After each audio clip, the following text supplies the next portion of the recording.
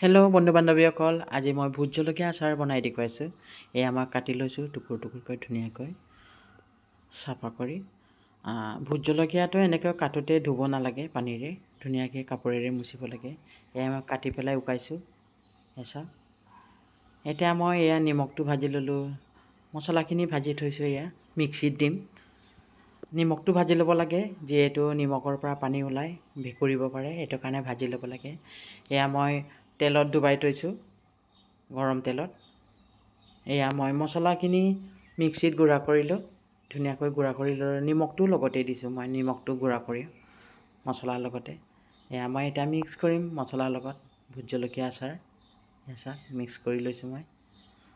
বেছি মছলা দিব নালাগে, যোনে ভাল পায় বেছি দিব। মই অকণমান বেছিয়ে দিছোঁ বাৰু, জ্বলাটো ইমান খাব নোৱাৰোঁ ন, এইটো কাৰণে অকণমান মছলাটো বেছি দিছোঁ।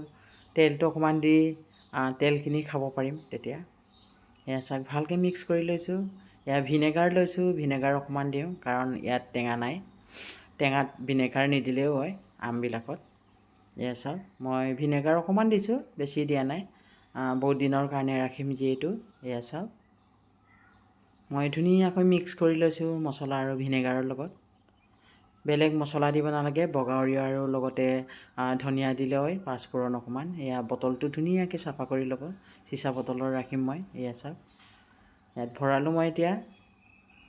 বন্ধু বান্ধৱীসকল, কেনেকুৱা লাগিলে জনাব।